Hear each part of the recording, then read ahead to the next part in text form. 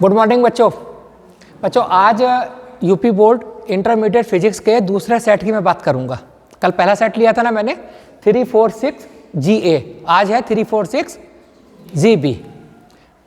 अब ये जैसे पहला क्वेश्चन इसमें है, आप देखेंगे ध्यान से। पहला क्वेश्चन है अर्धचालक में संयोजकता बैंड एवं चालन बैंड के बीच का ऊर्जा अंतराल कितना होता है?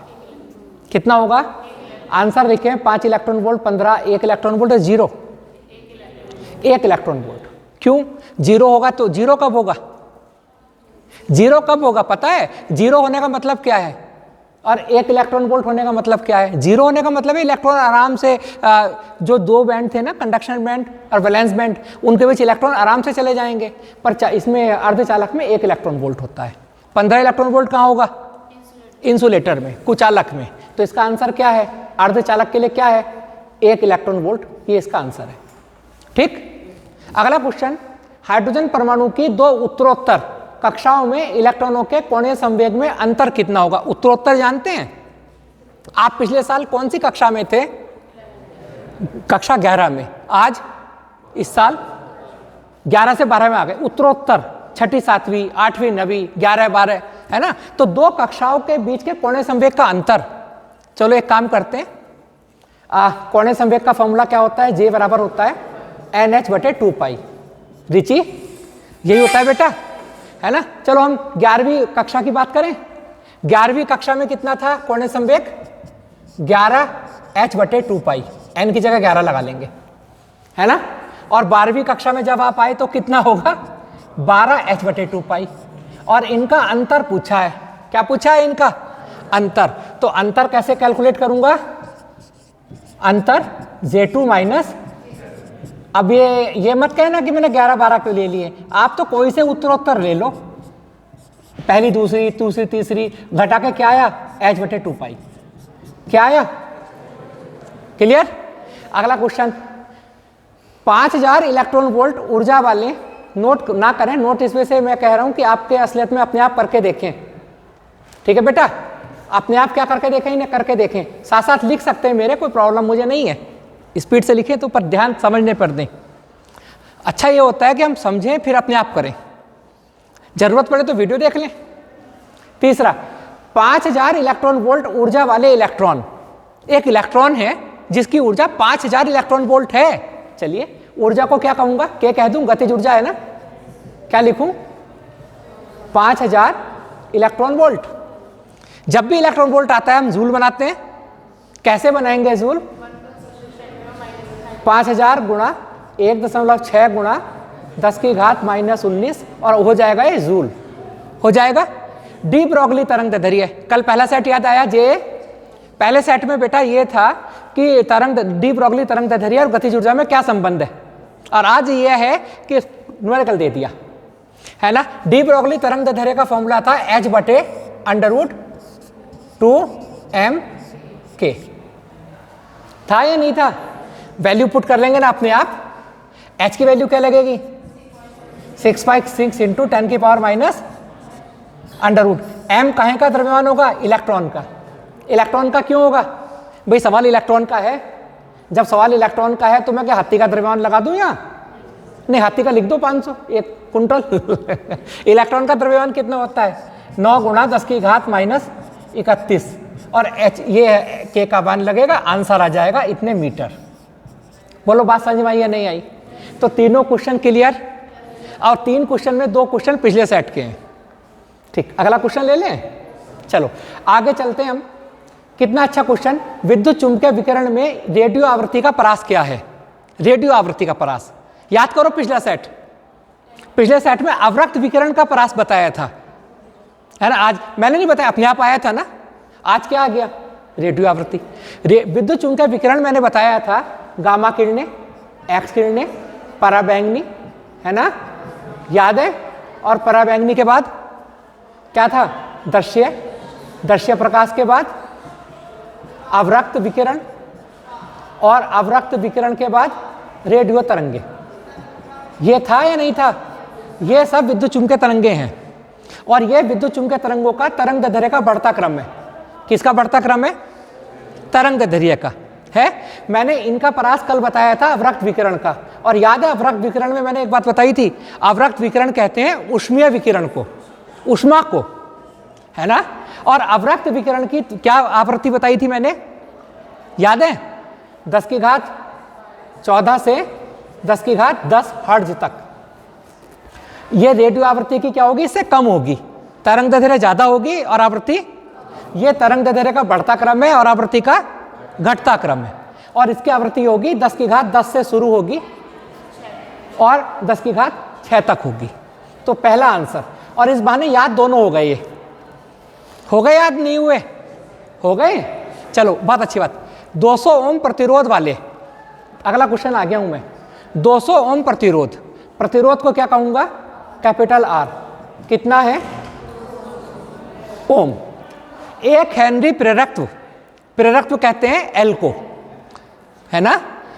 एल बराबर 1 हेनरी, एल बराबर क्या है, श्रेणी संयोजन पर प्रत्यावर्ती वोल्टेज की समीकरण दे रखी है, और वोल्टेज की एक समीकरण दे रखी है, V बराबर क्या दे रखी है, V बराबर 10√2 साइन 200t, और कहा है V और I के बीच कलांतर ज्ञात कीजिए। V और I के बीच, चलो कलांतर की बात अभी नहीं करते बेटा। हमेशा जब भी कोई न्यूमेरिकल आता है, अगर इक्वेशन का आता है तो वो इक्वेशन का इक्वेशन से ही हल होगा। लोहे को लोहा काटता है, पता है ना।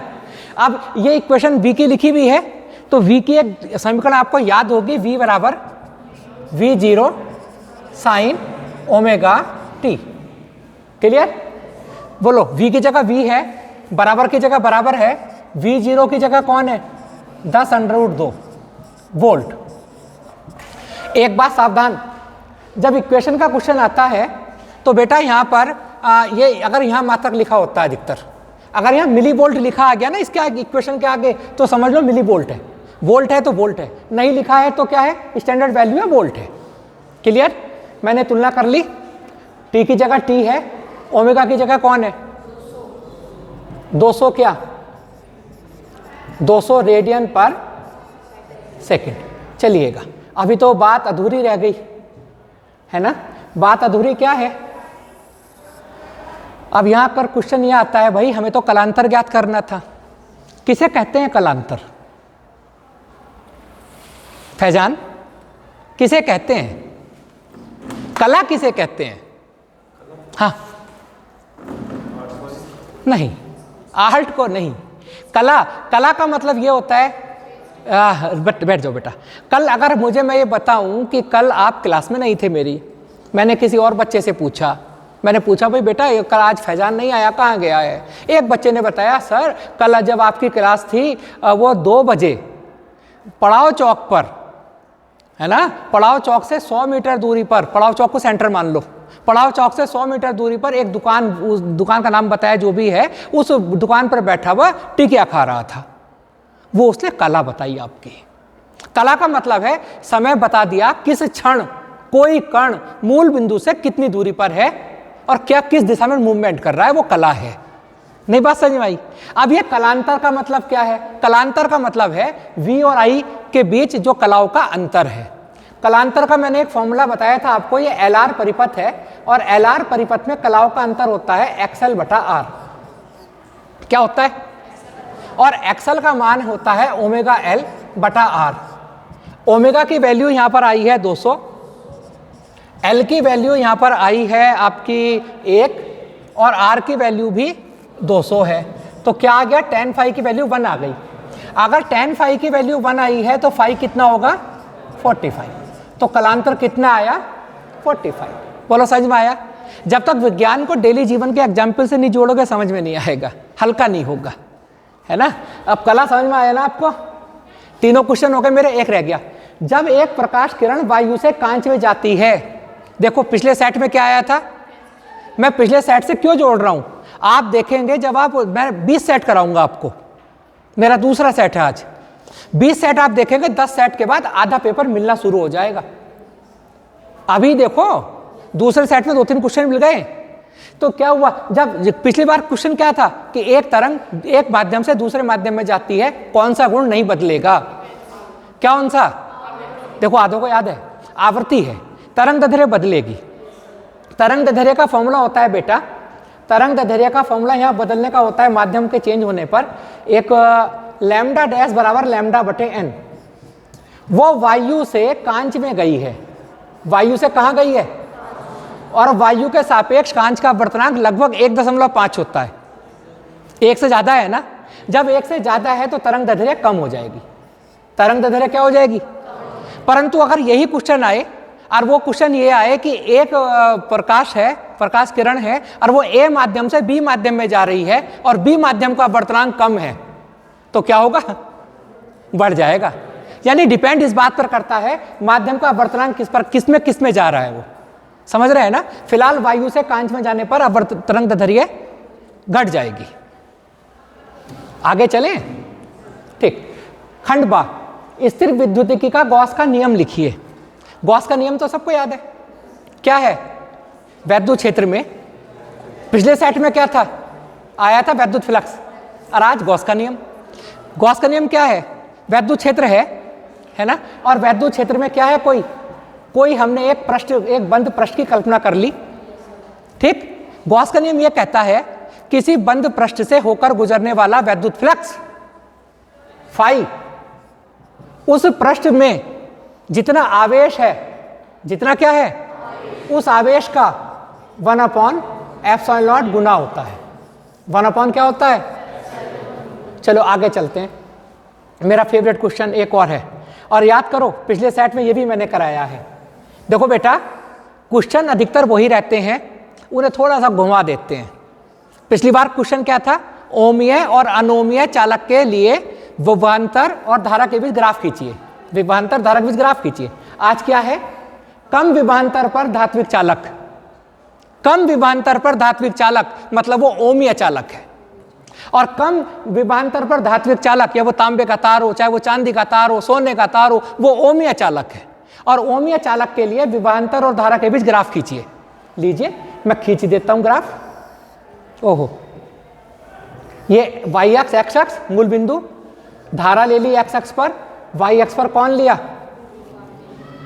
विभवांतर ले लिया, क्योंकि वो ओमीय चालक है तो सीधी रेखा आएगी।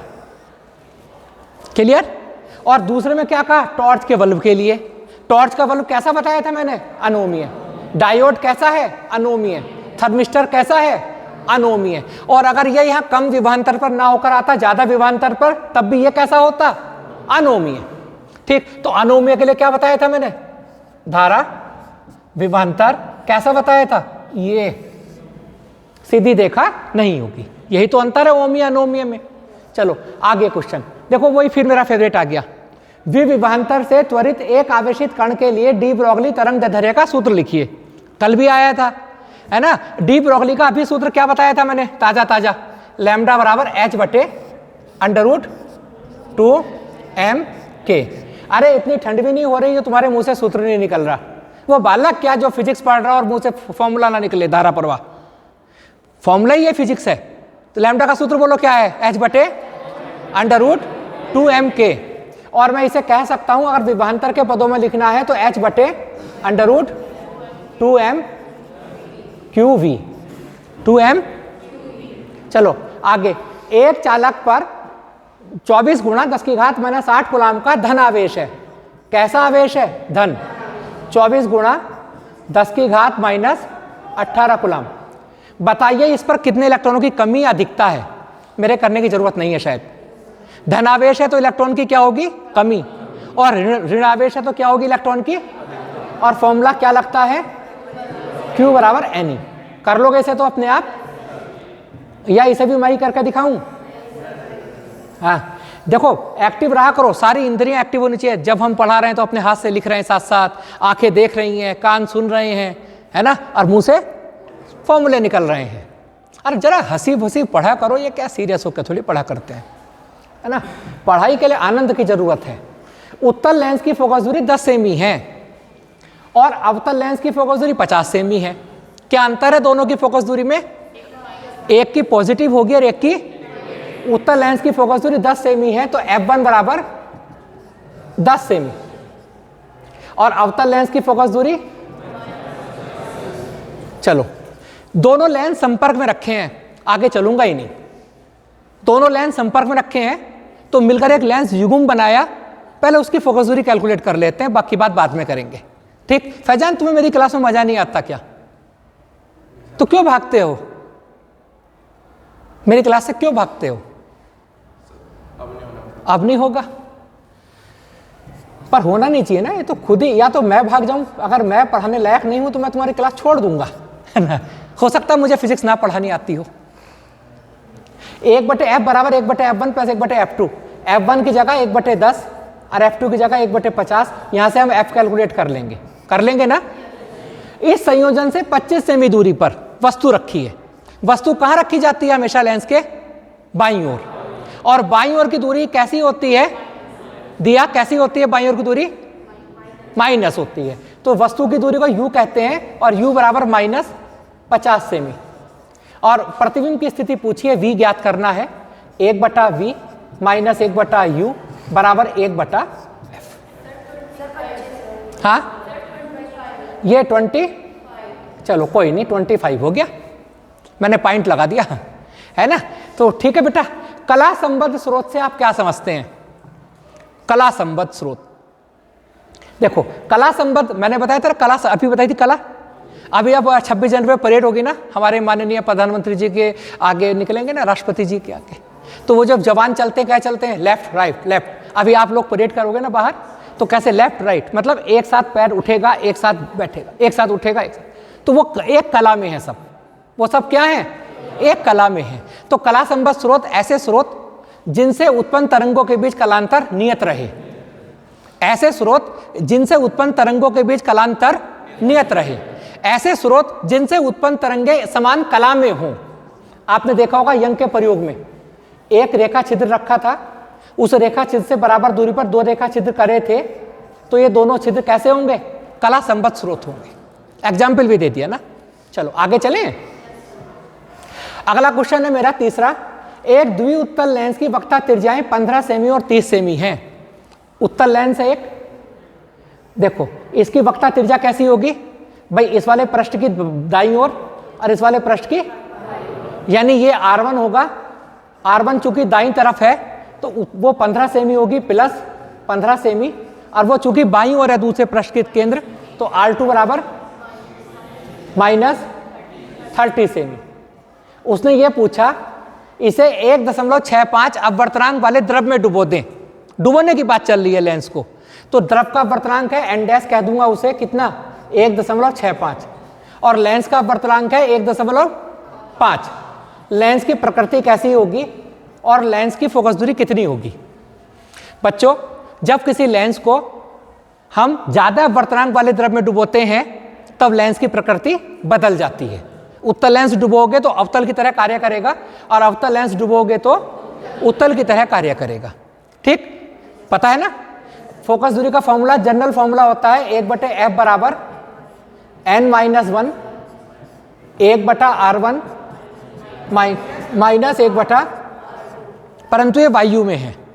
अगर मैं द्रव की बात करूंगा तो द्रव के अपवर्तनांक से मुझे यहां भाग करनी होगी, और फॉर्मूला चूंकि अभी तुम गलती ना कर लो इस वजह से मैंने नीचे माइनस लगाया है। n/n dash -1 1/r1 minus 1/r2 में फॉर्मूले में फिट करोगे और आंसर आपका आ जाएगा। अगला क्वेश्चन, परमाणु के बोहर मॉडल की परिकल्पना लिखिए। याद होगा आपको, नहीं है तो मैंने ऑलरेडी वीडियोज अपलोड कर रखी हैं क्लास की, उसे आप देख सकते हैं। विद्युत चुंबकीय तरंगें क्या होती हैं? इनके संचरण आरेख खींचकर विद्युत क्षेत्र और चुंबकीय क्षेत्र का अवयव दिखाइए। अभी दिखाते हैं। याद आया? वैसे क्या याद आया? पहले क्वेश्चन में है पहले। ठीक, विद्युत चुंबकीय तरंग किसे कहते हैं? अपनी माँ देखी सबने, जब माँ को गुस्सा आता है तो क्या होता है? जब घर पर माँ को आपकी गुस्सा आता है तो क्या होता है? माँ फटने को हो जाना, बिल्कुल ऊर्जा निकालती है ना। ऐसा लगे ना जैसे किसी तार में बहुत ज्यादा धारा, आवृत्ति की धारा प्रवाहित हो गई हो, बस वो ही समझो। विद्युत चुंबकीय तरंग क्या होती है? जब माँ को गुस्सा आवे ना तो जो तरंगे बाहर निकल रही हो माँ से, वो विद्युत चुंबकीय तरंगे हैं। दूसरी परिभाषा बताऊं, जब किसी तार में ऊंची आवृत्ति की धारा प्रवाहित होती है तो तार से ऊर्जा तरंग के रूप में संचरित होती है। उन तरंगों को विद्युत चुम्बकीय तरंग कहते हैं। सिंपल परिभाषा हो गई। क्या याद रखोगे? माको। और माको जब ज़्यादा करंट आ जाता है तो क्या होता है? वो जो ऊर्जा है वो तरंगों के रूप में संचरित होती है। तो जब किसी तार में ऊंची आवृत्ति की धारा प्रवाहित होती है तो वो तरंगे ऊर्जा तरंगों के रूप में संचरित होती हैं और उन तरंगों को विद्युत चुम्बकीय तरंग कहते हैं। बोलो, बात समझ में ही नहीं आई? ठीक। अब जब आज जाके घर जाकर माँ को देखोगे तो नमस्कार करके यही कहना, विद्युत चुम्बकीय तरंगे निकाल रही है ना। अब देखो, विद्युत चुम्बकीय तरंग तो चल रही इधर को चल रही, ये तो तरंग के चलने की दिशा है, माँ के चलने की दिशा। वैद्युत क्षेत्र, मेरे तो सिर पर बाल नहीं है, नहीं तो वैद्युत क्षेत्र होते किधर को? लंबवत। वैद्युत क्षेत्र कैसे? लंबवत। और चुम्बकीय क्षेत्र भी लंबवत। ये कंडीशन होती है साहब, ये तीनों एक दूसरे के लंबवत होते हैं। अब उसने कहा वैद्युत अवयव, वो दिखाओ, अभी दिखाता हूं। देखो, ये तरंग गई, मैं दोबारा बनाऊं, मजा नहीं आया। जब मजा नहीं आ रहा तो क्या करना चाहिए? उस काम को दोबारा कर देना चाहिए। ठीक। अब आप देखो, राइटिंग में मैं बच्चों साफ लिखनी चाहता हूं, आप भी साफ लिखा करो। ये देखो, ये कौन? तरंग। वाई एक्स पे कौन लिया? वैद्युत क्षेत्र। और जेड एक्स पे कौन लिया? चुम्बकीय क्षेत्र लिया। ये देखो,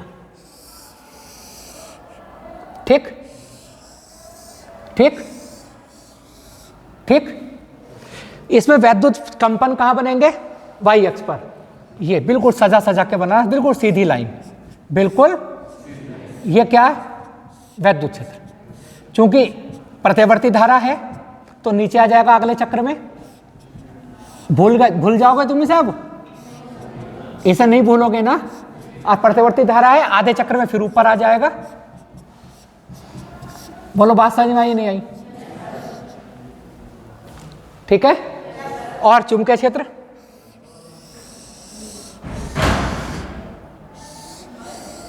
चुम्बकीय क्षेत्र कैसे होगा? जेड दिशा में। ये इधर को। बात समझ में आ गई सबको? बन गया आरेख। ये इधर को होगा, जेड दिशा में, उसके पैरेलल होगा। समझ रहे हैं ना? उसी के पैरेलल होगा ना। तो इस वक्त बनाते चले जाओगे, नहीं कोई प्रॉब्लम? ठीक। तो क्वेश्चन पूरा हो गया मेरा, तीसरा भी। चल तो आगे चलते हैं। एक हीलियम नाभिक का क्वेश्चन आ गया। अल्फा कण, हीलियम नाभिक, हीलियम परमाणु के नाभिक को अल्फा कण कहते हैं ना। क्या फॉर्मूला है जी हीलियम नाभिक का? He2 क्या है? He2 हीलियम नाभिक में कितने प्रोटॉन हैं? कितने हैं? 2। ठीक। न्यूट्रॉन कितने हैं? परमाणु भार माइनस परमाणु क्रमांक 4 - 2 = 2। उसने पूछा हीलियम नाभिक को तोड़ रहे हैं न्यूट्रॉन प्रोटॉन में, तोड़ दे। न्यूट्रॉन प्रोटॉन में तोड़ेंगे तो उसे ऊर्जा चाहिए। उस ऊर्जा को क्या कहते हैं? बंधन ऊर्जा। तो वही पूछ रहा कितनी है ना। न्यूट्रॉन का द्रव्यमान दे रखा है, प्रोटॉन का द्रव्यमान दे रखा है, नाभिक का द्रव्यमान दे रखा है। इसमें कभी कभी कार्बन का क्वेश्चन आता है, C612 का, He2 का। तो जितने प्रोटॉन हैं पहले उनका द्रव्यमान निकाल लो आप। 2 प्रोटॉन का द्रव्यमान कितने का, और फिर 2 न्यूट्रॉन का द्रव्यमान कैलकुलेट कर लो, जितने भी हो। एक प्रोटॉन का द्रव्यमान ऊपर दे रखा है, कौन सा है एक प्रोटॉन का द्रव्यमान? हाइड्रोजन परमाणु। प्रोटॉन की जगह हाइड्रोजन परमाणु लिखा, सावधान हो जाना। हाइड्रोजन परमाणु प्रोटॉन को ही तो कहते हैं। तो हाइड्रोजन परमाणु का द्रव्यमान कितना है? 1.007825। गुणा भाग कर लोगे। 2 न्यूट्रॉन का द्रव्यमान कैसे निकालोगे? 2 गुणा 1.0086665। ठीक। फिर इन दोनों को जोड़ लेना, जोड़ लोगे, फिर द्रव्यमान क्षति निकलेगा। द्रव्यमान क्षति कैसे निकालते हैं? न्यूट्रॉन प्लस प्रोटॉन का द्रव्यमान माइनस हीलियम नाभिक का द्रव्यमान। बोलो, बात समझ में आई नहीं आई? हीलियम नाभिक का द्रव्यमान ये रहा 4.002603। फिर बंधन ऊर्जा ज्ञात करेंगे। कैसे? 931 गुणा डेल्टा एम। क्या करेंगे?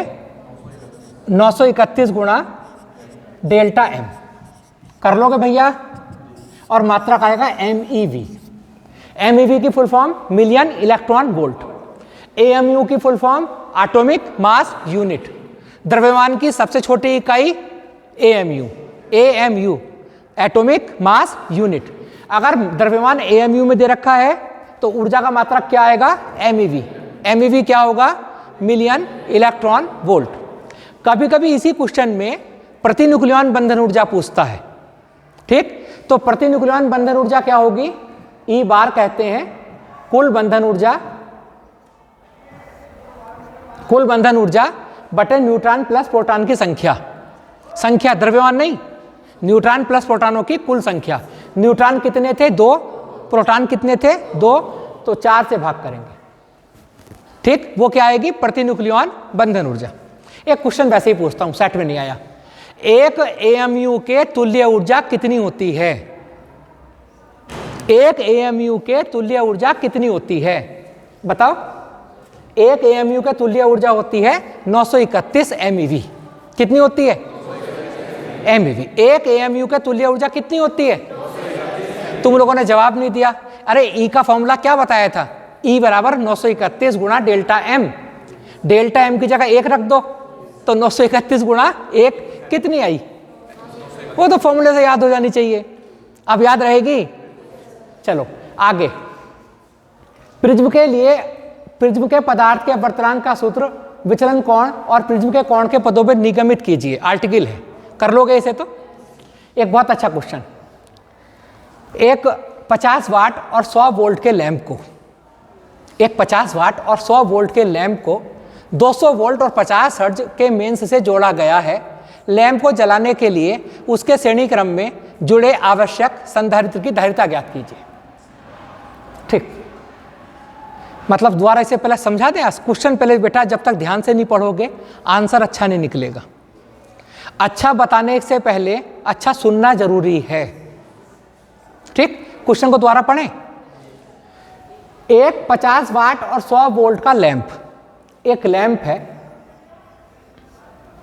वो 50 वाट का है और 100 वोल्ट का है। 50 वाट का है और 100 वोल्ट का है। लैंप को 200 वोल्ट और 50 हर्ट्ज के स्रोत से जोड़ा गया है। लैंप को कहां जोड़ा गया है? स्रोत से। और स्रोत भी प्रत्यावर्ती स्रोत है। कैसा स्रोत है? यह कैसे पता चला प्रत्यावर्ती है? अरे ये कैसे पता चला कि प्रत्यावर्ती है? मैं तो कह रहा हूं डिस्ट स्रोत है। तुम क्योंकि आवृत्ति दे रखी है। क्योंकि क्या दे रखी है? आवृत्ति तो भैया प्रत्यावर्ती में ही होगा ना। तो आवृत्ति दे रखी है N 50 हर्ट्ज।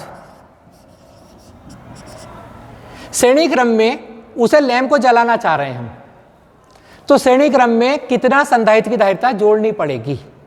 अच्छा, जरूरत क्यों है जोड़ने की? हम संधारित्र लगा क्यों रहे हैं?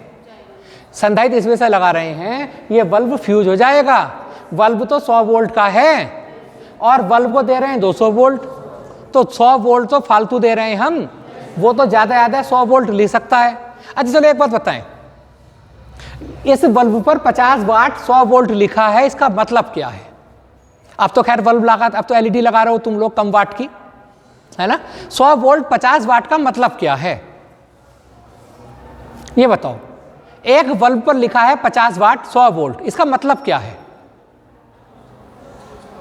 एक नारा सुना था, तुम मुझे खून दो मैं तुम्हें आजादी दूंगा। इसका मतलब ये है कैसे है? तुम मुझे खून दो मैं तुम्हें आजादी दूंगा, किसने कहा था? तो सुभाष चंद्र बोस ने तो कहा एक बल्ब को 100 वोल्ट दो, वो बल्ब तुम्हें 50 वाट देगा। इस बल्ब को 100 वोल्ट दो, वो बल्ब तुम्हें 1 सेकंड में 50 जूल ऊर्जा देगा। वाट किसे कहते हैं? जूल पर सेकंड को, जूल पर सेकंड को। तो तुम इस बल्ब को 100 वोल्ट दो, ये बल्ब तुम्हें 1 सेकंड में 50 जूल ऊर्जा देगा। उस ऊर्जा को तुम यूज करो, या तो तुम प्रकाश के रूप में यूज कर लो, या तुम ऊष्मा के रूप में यूज कर लो। बल्ब से गर्मी भी तो आ रही है, इस समय तो बल्ब भी अच्छा लगा, 5 चला लो तो बात समझ गए। किसने कहा? सुभाष चंद्र बोस ने, मैंने नहीं कहा। क्या कहा? एक बल्ब पर 50 वाट 100 वोल्ट लिखा है तो क्या है? तुम मुझे खून दो, मैं तुम्हें आजादी दूंगा। बल्ब क्या कह रहा है? चिल्ला चिल्ला कर, तुम मुझे 100 वोल्ट दो, मैं तुम्हें 1 सेकंड में 50 जूल दूंगा। और तुम उसे दे कितने रहे? 200 वोल्ट। फूकेगा नहीं फूकेगा? तो उसने क्या कहा? इसके श्रेणी क्रम में कितना संधारित्र लगाएं? मैंने मान लिया, मैंने इसके श्रेणी क्रम में सी लगा दिया। क्या लगा दिया? सी। ठीक। अब इससे क्या होगा? ऐसे क्वेश्चन में इसे V2 कह देते हैं वोल्टेज को, इसे V1 कह देता हूं, इसे P कह दिया। इस वोल्टेज से बल्ब का प्रतिरोध कैलकुलेट करूंगा। क्या करूंगा? बल्ब का। और इस वोल्टेज से क्या करूंगा? प्रतिबाधा। प्रतिबाधा भी तो प्रतिरोध है। अरे पूरे परिपथ के कुल प्रतिरोध को प्रतिबाधा कहते हैं। धारा के मार्ग में, परिपथ में, धारा के मार्ग में लगे कुल अवरोध को प्रतिरोध कहते हैं, प्रतिबाधा कहते हैं।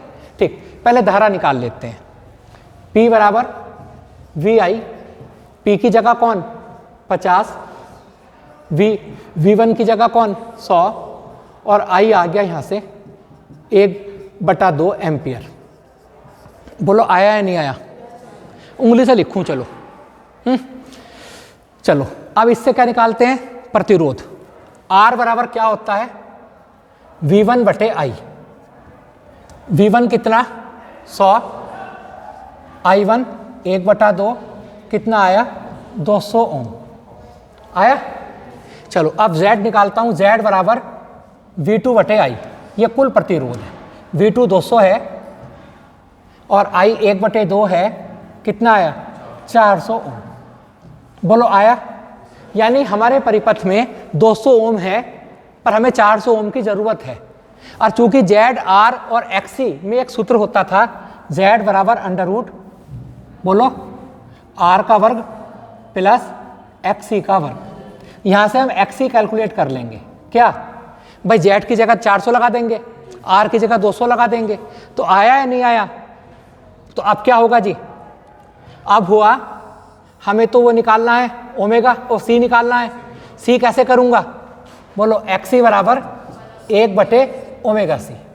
XC बराबर 1/ω की जगह 2πNC। बस जी, XC का मान निकाल लिया, N पता ही है 50, C के वैल्यू कैलकुलेट कर लेंगे। भैया गोला भाग तो देखो तुम ही करोगे, मैं करूंगा तो शाम हो जाएगी। मैं तो तुमसे वैसे ही कमजोर हूं। क्यों भाई? तुम्हारी गोला भाग मुझसे तेज होनी चाहिए। हाँ, तभी तो लगाया बेटे। हाँ चलो आगे चलते हैं। अगला क्वेश्चन ले लूं। विभव मापी का सिद्धांत, ये तो कर ही लोगे, और गैबी हो जाएगा। प्रकाश वर्धित प्रभाव से क्या तात्पर्य है? आइंस्टीन के समीकरण कर रखी इस थ्योरी में। आर्टिकल न्यूमेरिकल देखते हैं। रेल की 2 पटरी आपस में पृथककृत है, अलग अलग है, और जमीन से भी अलग अलग है। इन्हें 1 मिली वोल्ट मीटर से जोड़ा गया है। किससे जोड़ा गया है? मिली वोल्ट मीटर से। वोल्ट मीटर से नहीं, मिली वोल्ट मीटर से। जब इस पर एक ट्रेन 180 किलोमीटर प्रति घंटा की चाल से चलती है, 180 किलोमीटर प्रति घंटा, इसे क्या करूंगा मैं? 180 गुणा 1000 बटे 60 गुणा 60। क्लियर? दोनों जीरो से दोनों जीरो कट जाएंगे।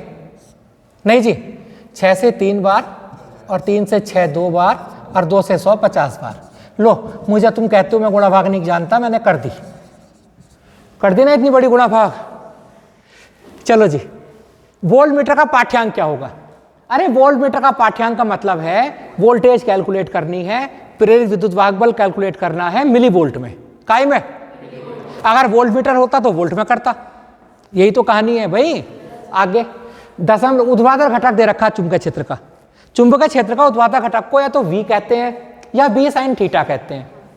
B sin थीटा भी कह सकते हो और V भी कह सकते हो ना, दोनों हैं। फॉर्मूला है 0.2 गुणा 10⁴ टेस्ला, इसका मान दे रखा है। आगे पटरियां 1 मीटर दूरी पर हैं, L बराबर 1 मीटर। देखो जी, विद्युत वाहक बल का फॉर्मूला बच्चों तुम लगा सकते हो BVL sin थीटा, BVL, और इस B sin थीटा को V कहते थे, ऊर्ध्वाधर घटक।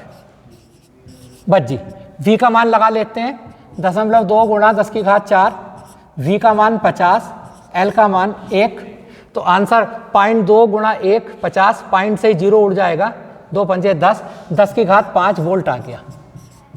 10 की घात 5 वोल्ट आया नहीं आया? आंसर तो मिली वोल्ट में देना है। मिली वोल्ट, 1 मिली वोल्ट में कितने वोल्ट होते हैं? 1 मिली वोल्ट में कितने वोल्ट होते हैं? 10 की घात -3। तो देखो इस 10 की घात 5 को 10 की घात 3 से गुणा कर देते हैं और 10 की घात -3 से भी गुणा कर देते हैं। ये तो वोल्ट है, तो ये बन जाएगा मिली वोल्ट। क्या बन जाएगा? तो ये आ जाएगा 10 की घात 8 मिली वोल्ट। बोलो क्लियर हो गई बात? क्वेश्चन ही खत्म हो गया भाई। चलो जी, बहुत अच्छा क्वेश्चन। LCR परिपथ की प्रतिबाधा का फॉर्मूला प्राप्त करना है, वो आपको आता है, नहीं आता है तो मैंने बताया था, चेक कर लेना। एक समांतर प्लेट संधारित्र की प्लेट का क्षेत्र व्यास 6 सेमी है। एक समांतर प्लेट संधारित्र है, उसकी प्लेट का व्यास 6 सेमी है। जब व्यास 6 सेमी है तो उस प्लेट की जो परिच्छेद की त्रिज्या होगी वो कितनी होगी? 3 सेमी होगी। 3 सेमी मतलब 3 गुणा 10 की घात -2 मीटर होगी। ठीक, इससे एरिया निकाल लेंगे हम πr² करके, कर लेंगे ना। आगे परावैद्युत के रूप में वायु भरी है। वायु का परावर्तनांक क्या होता है? 1 होता है। अरे वायु का परावर्तनांक क्या होता है? 1 होता है। यदि इस संधारित्र की धारिता 200 सेमी व्यास वाले गोले के बराबर है, इस संधारित्र की धारिता उस गोले के बराबर है जिसका व्यास 200 सेमी है। जब व्यास 200 सेमी है तो गोले की त्रिज्या क्या होगी? गोले की त्रिज्या कितनी होगी? गोले की त्रिज्या होगी 100 सेमी r, यानी 1 मीटर, है ना। अब उसने पूछा प्लेटों के बीच की दूरी कितनी होगी।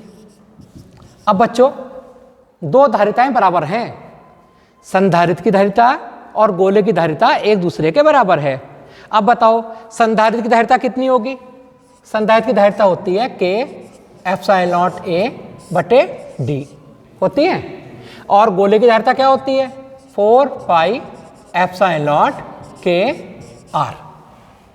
ये दोनों को क्या रख देता हूं? बराबर। जब इन दोनों को बराबर रखूंगा तो क्या आया? K ε0 A बटे D बराबर 4 पाई ε0 K R। चलो जी, K से K उड़ जाएगा, ε0 से ε0 उड़ जाएगा, एक ही जगह πr² रख लूं, इससे क्या फायदा लगने वाला है मुझे? पाई का पाई भी उड़ जाएगा, pi is not 0। D calculate करना है तो D आ गया पाई स्मॉल r बटे 4 कैपिटल R। बस जी, सबकी वैल्यू दे रखी है, हमें तो ए भी निकालने की जरूरत नहीं पड़ी ना। आर की, बड़े आर की सबकी वैल्यू दे रखी है, तो आराम से सॉल्व हो जाएगा ना। अब तो कोई प्रॉब्लम? ओहो, चलो कोई नहीं। अब ये बच्चा ये कह रहा है, मैं देख रहा था तुम लोगों को, मैं जब भी तो मैंने इरेज भी नहीं किया था, इस वजह से मैं तुम लोगों को ये चेक कर रहा था तुम बैठे हुए क्या कर रहे हो। अब यहाँ पाई से पाई कटेगा, है ना, तो यहाँ क्या बचेगा? ये r², है ना। अब तो ठीक है। चेक कर लेना। चलो आगे चलते हैं। ये बहुत अच्छा क्वेश्चन है। 9e और e आवेश a दूरी पर हैं। कितनी दूरी पर है? ये a दूरी पर है।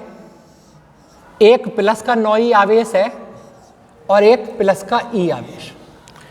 एक तीसरे बिंदु को कहां रखें कि वो संतुलन में हो।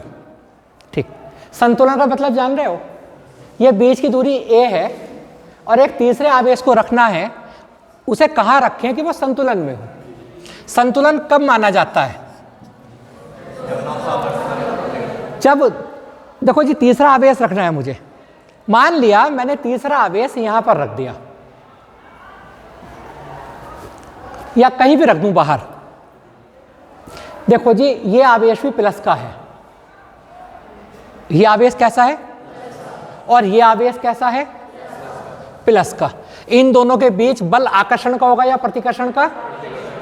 प्रतिकर्षण का। ये आवेश इस आवेश को अपने पास बुलाएगा या दूर भेजेगा? तो ये आवेश कहेगा चल दूर हो जा मेरी नजरों से। चलो ये भी प्लस है, ये इस पर कैसा आवेश बल लगाएगा?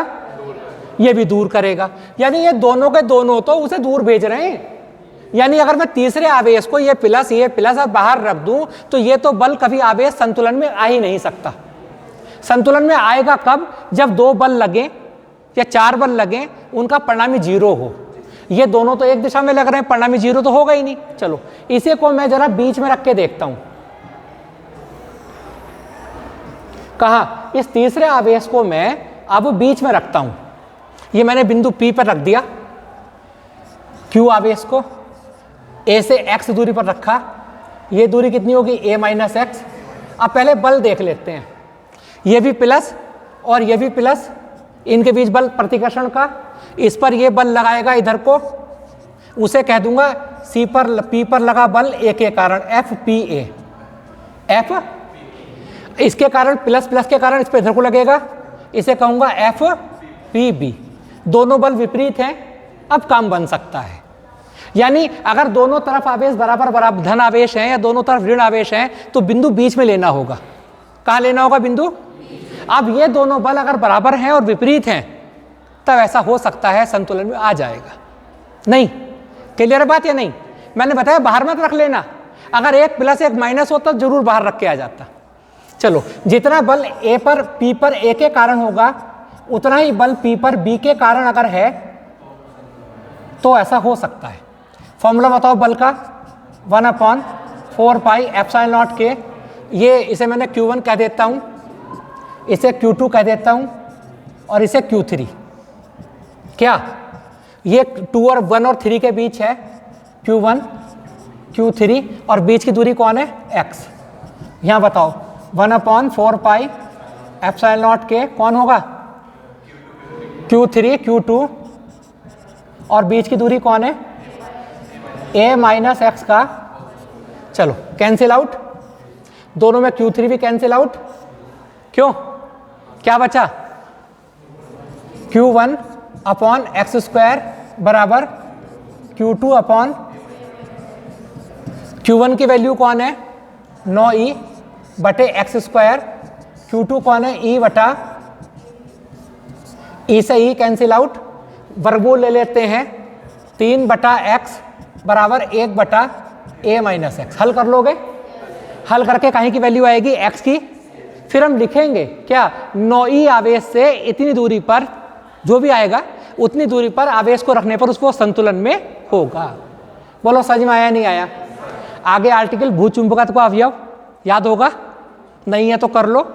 आगे आर्टिकल यौगिक सूक्ष्मदर्शी का, वो भी कराया था हमने। नहीं है तो वीडियो अपलोड है, वो दोबारा देखकर कर सकते हो। चलो आगे 8वां क्वेश्चन, हाइगेंस के द्वितीयक तरंगिकाओं के सिद्धांत के आधार पर प्रकाश तरंगों के अपवर्तन की व्याख्या कीजिए। कल किस चीज की व्याख्या थी? परावर्तन की। और आज यानी आर्टिकल मोस्ट है। एकल झिर्री कल भी थी और आज भी। आर्टिकल मोस्ट है, दोबारा समझना हो दोबारा समझा देंगे हम आपको। आज बहुत से बच्चे मुझे बार बार लिख रहे हैं, मैसेज भी कर रहे हैं कि जी सर आर्टिकल भी करा दो। बेटा मैं करा दूंगा, पहले भी करा रखे हैं, बाद में फिर करा देंगे जो मोस्टली आर्टिकल होंगे। ऑलरेडी वीडियोज हैं उस पर अपलोड, क्योंकि ज़्यादा समय लग जाएगा, 3 घंटे का आप देख नहीं पाओगे फिर। चलो, सौर सेल क्या है? सौर सेल की संरचना एवं कार्यविधि लिखिए। कर लोगे? नीचे का वर्कल नया है, एनसीईआरटी का है, थोड़ा ध्यान से देखना। एक समतल उत्तल लेंस का व्यास 6 सेमी है। समतल उत्तल लेंस का व्यास कितना है? 6। चलो बना लूं। चलो, ये समतल और ये उत्तल। चलो एक मिनट जरा दूसरी साइड बनाता हूं, मुझे इजी रहेगा, मेरा हाथ उधर अच्छा चलेगा। चलो क्या बताया? एक समतल एक उत्तल, ये ठीक। व्यास 6 सेमी है। व्यास अगर मैं इसे A कह दूं, इसे B कह दूं और इसे O कह दूं, कुछ भी कह दो, इस बिंदु को M कह दूं, तो ये व्यास AB ये 6 सेमी है ना, तो ये AO कितना हुआ? 3 सेमी। मोटाई 3 मिमी है, देखो जी, लाइट के जितने न्यूमेरिकल आते हैं उसको सब सेमी में लेना है, मीटर मत बनाना। इस 3 मिमी को मीटर नहीं बनाऊंगा, सेमी बनाऊंगा, क्योंकि ये सेमी में है। 3/10, 3 मिमी को मैं लिखूंगा 3 मिमी, इसे मैं लिख सकता हूं 3/10 यानी 0.3 सेमी। 0.3 ये कौन है? मोटाई। अरे ये कौन है? यानी ये चीज OM, इसे 0.3 सेमी कह दिया। ठीक, इस लेंस की फोकस दूरी ज्ञात कीजिए। इस लेंस की क्या ज्ञात करनी है? चलो, और प्रकाश पदार्थ में, लेंस के पदार्थ में प्रकाश की चाल 2 × 10⁸ मीटर पर सेकेंड है। आज तक तो भाई किसी सवाल में देखा नहीं, हर सवाल में क्या कहे था? वायु के सापेक्ष लेंस के पदार्थ का अपवर्तनांक, और आज चाल। भाई ये क्या हो गया? अपवर्तनांक की जगह दे दी ना। एक फॉर्मूला होता है V = C/N, तो N बराबर आता है C/V। C है प्रकाश की चाल, निर्वात में प्रकाश की चाल, और निर्वात में प्रकाश की चाल होती है 3 × 10⁸, और पदार्थ में प्रकाश की चाल दे रखी है 2 × 10⁸। N का मान 1.5 आ गया यानी वही दिया ना, यानी प्रकाश की चाल दे दी। नाक सीधी नहीं पकड़ी, कैसे पकड़ लिया? नाक घुमा के पकड़ी, जरा अपनी नाक घुमा के। सब नाक सीधी नहीं पकड़ी, बात वही कही, प्रकाश की चाल दे दी तो नाक कैसे पकड़ी? घुमा के। पकड़ लोगे तुम भी? नहीं पकड़ लोगे, पकड़ के दिखाओ। तो N बराबर 1.5 आ गया। इसे हल करने की जरूरत नहीं है, लिख देंगे N बराबर 1.5 कर दिया जी। चलो अब आगे चलूं क्या? अब उसने पूछा था, अब मुझे फोकस दूरी ज्ञात करनी है। जब मुझे फोकस दूरी ज्ञात करनी है तो मुझे क्या करना पड़ेगा? मुझे थोड़ा सा इसका वक्ता त्रिज्या भी ज्ञात करनी पड़ेगी, है ना। देखो कैसे ज्ञात करूंगा। मान लिया ये वक्ता केंद्र है, ठीक, और वक्ता केंद्र है तो वक्ता केंद्र से जो यहां तक की दूरी जो होगी वक्ता त्रिज्या तो होगी ना, R पूरी।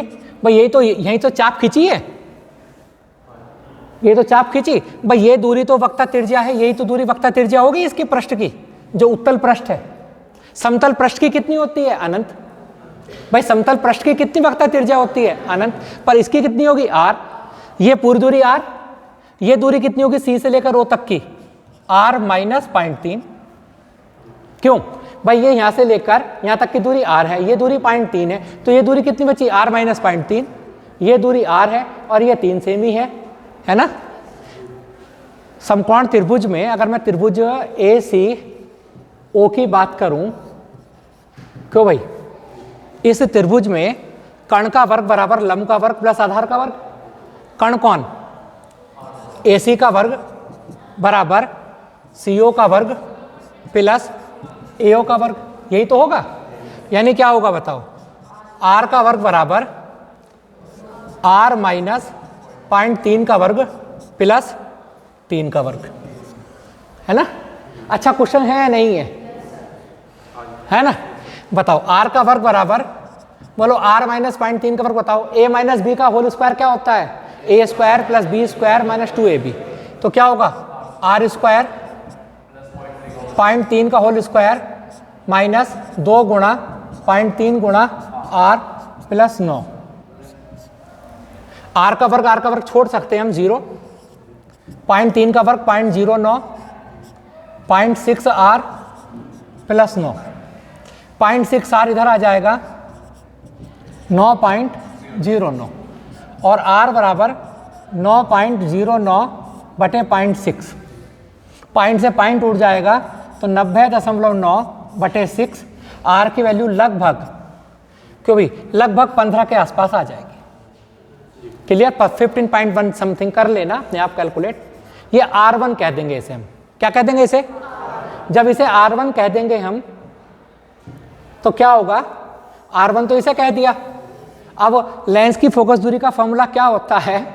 लेंस की फोकस दूरी का फॉर्मूला होता है 1/f बराबर n-1, 1/r1 माइनस 1/f हमें कैलकुलेट करना था।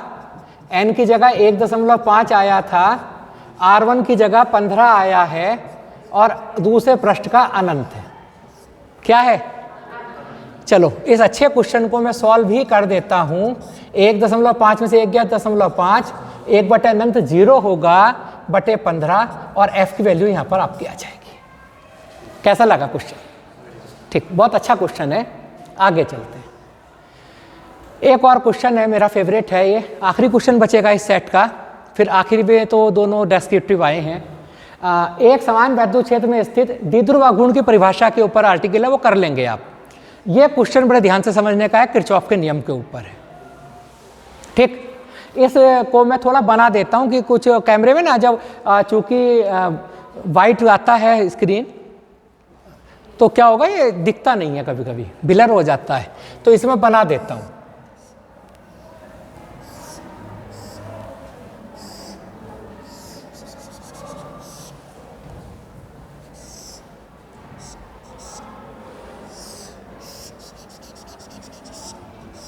ये बनाया मैंने। अब देखो हुआ क्या। चलो, ये ए बिंदु है, ये 2 वोल्ट की सेल है, ये बी है, और ये 1 ओम का प्रतिरोध है, और ये भी 1 ओम का प्रतिरोध है, बीच में 2 ओम का प्रतिरोध है, और ये 1 वोल्ट की सेल है। A B C D. Question है प्रत्येक प्रतिरोध में धारा का मान ज्ञात करो। ठीक, चलो आज के याद है, तुम मुझे खून दो मैं तुम्हें। एक विद्युत चुंबकीय तरंग में किसे देखोगे? अपनी आदरणीय माता जी को। आज जब वो बोलेंगी कहाँ थी, क्या कर रही थी, क्या कर रहा था, तो तुम समझ जाओगे विद्युत चुंबकीय तरंगे निकलने लगी। आज एक बात और बताते हैं, पानी को बचा के चलना चाहिए ना, सब कहते हैं वाटर जल संरक्षण। चलो ऐसा है बेटा, एक ऊपर छत के ऊपर टंकी रखी है, रखिए टंकी तुम्हारे घर के ऊपर, उसमें पानी भरा जाता है ना, है? और उस टंकी के पानी का हम यूज करते हैं ना। ठीक, किरचॉफ का नियम भी यही कहता है, यह न्यूमेरिकल किरचॉफ का नियम का है। पानी कहीं से और से आएगा, जितना है उतना ही तो यूज करोगे, और वो खत्म हो गया तब क्या करोगे? ठीक, किरचॉफ का नियम कहता है जितनी ऊर्जा मिलेगी उतनी ऊर्जा खर्च होगी एक परिपथ में। ऊर्जा कौन दे रहा है? इस परिपथ में ऊर्जा कौन देगा? सेल। और कौन कहां खर्च हो रही ऊर्जा? प्रतिरोध में।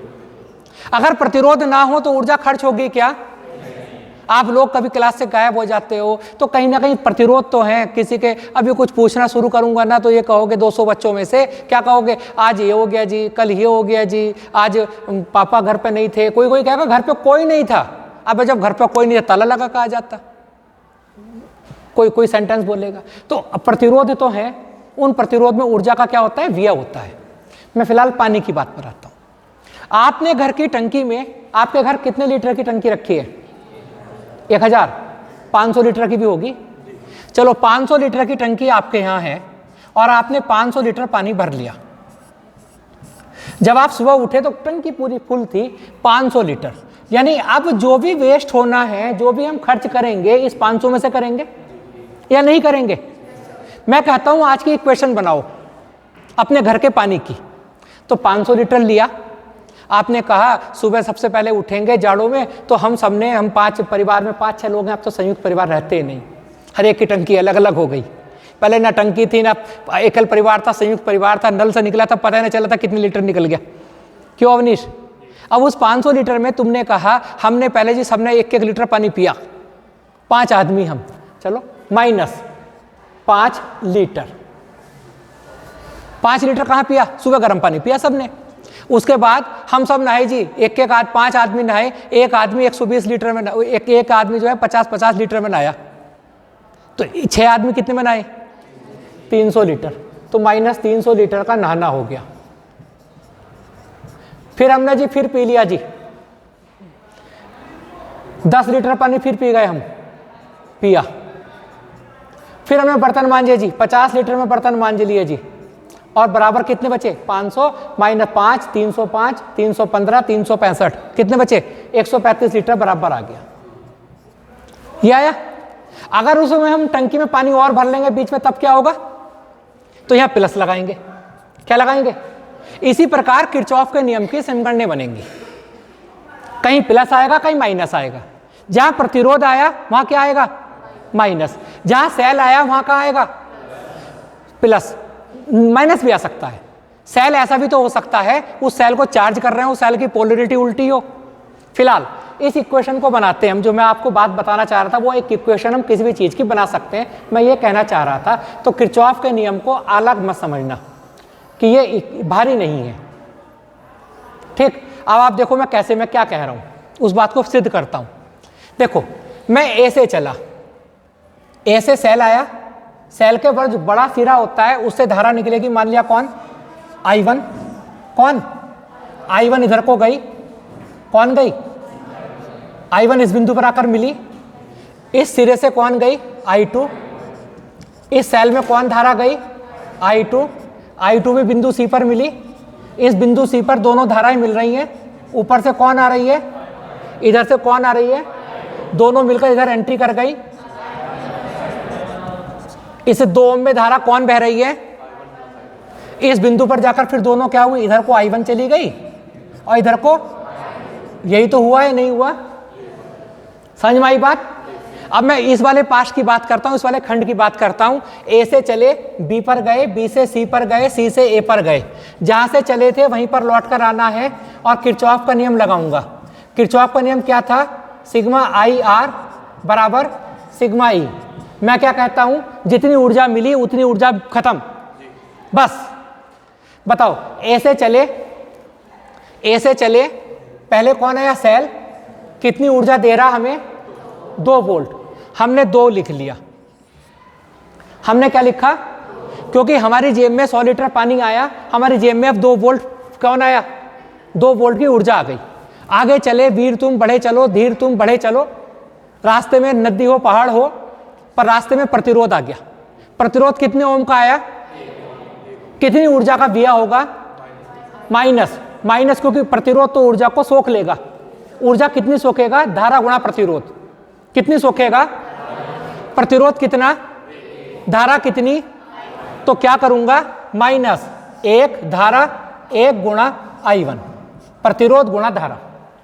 वीर तुम बढ़े चलो, फिर आगे जाएंगे, प्रतिरोध कौन आया, धारा कितनी है, माइनस लगाऊं या प्लस, सेल तो कोई आया ही नहीं तो सेल कोई जरूरत नहीं, माइनस 2 ओम प्रतिरोध और धारा है ब्रैकेट में I1 प्लस I2 बराबर 0। 0 क्यों, सारी ऊर्जा व्यय कर ली इसने अपनी। रास्ते में कोई सेल देने, ऊर्जा देने वाला मिला ही नहीं, ना सेल कोई दूसरा मिला, तो क्या करूं, -2 I1 -2 I2 बराबर 0। इधर ले जाते हैं उधर, तो 2 बराबर I1 2I1 3I1 plus 2I2। बोलो इस इक्वेशन को लिख लूं चुपचाप इधर को, 3I1 प्लस 2I2 बराबर 2। वही इक्वेशन लिख दी मैंने, इसे इरेज कर देते हैं। क्यों भाई, अब मैं क्या करूंगा, अब दूसरे खंड की बात करूंगा। बोलो इक्वेशन बनानी आई या नहीं आई, आ गई समझ में। किरचॉफ का नियम बहुत सिंपल है, पर उसी तरह बाल्टी की तरह लेना है। जेब के पैसे सुबह 200 रुपए थे, कहाँ खर्च हुए हिसाब लगा लो। इक्वेशन तो किसी भी चीज की बन सकती है। अब आप बताएं, दूसरा खंड लेता हूं, अब ऐसे ही शुरू करूं, चलो ए डी सी ए चलते हैं जी। किरचॉफ का नियम कौन, सिग्मा आई आर बराबर सिग्मा, पर मैंने तो यूज ही नहीं करा, मैं तो क्या करूं, जितनी ऊर्जा मिली उतनी खत्म, बचेगी तो बचा पे देंगे। बताओ यहां से चलते हैं सर, कितना, कौन सा सेल है, 1 वोल्ट। ऊर्जा कितनी लेकर चल रहे हैं जेब में, 1 वोल्ट, तो 1। आगे चलो, वीर तुम बढ़े चलो, धीर तुम, सामने कौन हो, प्रतिरोध हो, सेल हो। क्यों भाई, बताओ यहां प्रतिरोध कौन है, 1 ओम। धारा कितनी ले रहा, I2।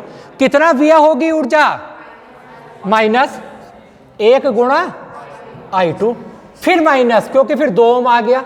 2 ओम में धारा कौन, I1 प्लस I2 बराबर 0। बोलो 1 -I2 -2I1 -2I2 बराबर 0। हल उधर ले जाएं, I2 2I2 3I2 3I2 plus 2I1 बराबर 1।